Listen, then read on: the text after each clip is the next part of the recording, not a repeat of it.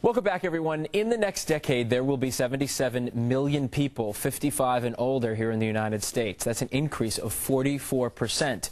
Yet few baby boomers are ready for their parents' aging, let alone their own, which happens at the same time. Joining us this morning is Dr. Eva Mor, author of Making the Golden Years Golden.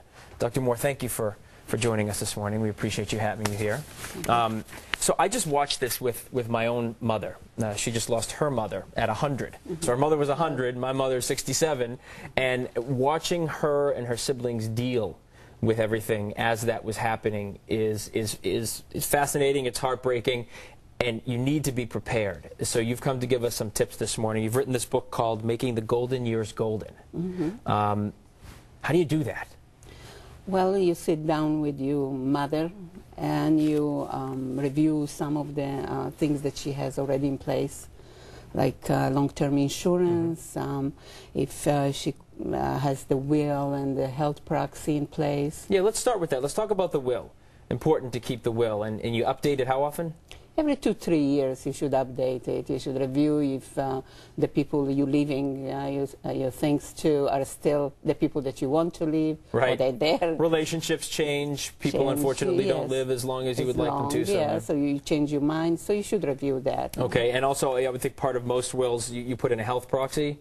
Yes, a health proxy is extremely important because it allows you to designate a person to make decisions for you when you cannot make the decisions. If you don't have a proxy set in place, then strangers will make that decision. So, and it might not be what you want. No, and you also should review that because you need that designee to be available to you.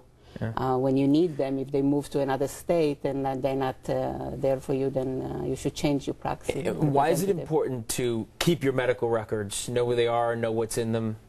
Because today we have multi-issues on the medical front. You have many specialists that you go, especially at the elder age. You go to one specialist for one thing and another for another thing, and sometimes they don't know what care you're getting from one specialist. And it's just like a roadmap of your health for people, and it's good to have Definitely. So it's very important that you have the medical records, you present them to each specialist, and you have one person that knows where you keep the records when you cannot reach them. And in the last minute or so, let's try to hit a bunch of these. Make your home safe.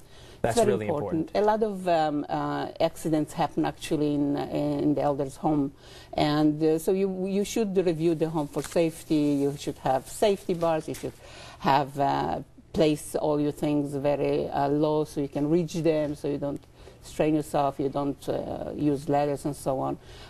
You use swinging doors if you are wheelchair bound, for instance. So you should look at these things before emergencies happen. And we'll get two more. Make a list of items that you need in emergency. We'll skip over that because it's pretty much self-explanatory, but protect yourself against scams.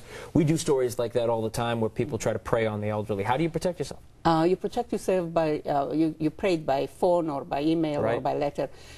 Phones, if you did not originate the phone call, don't accept it. If you don't know the person on the other line, don't give out information essential. Okay. Dr. Mor, we have to go. Thank you very much for coming in. Thank you. We've put a link to Dr. Mor's website on our website, which is 7online.com. You get all this information and even more we didn't have time to get into, and you'll see her book as well.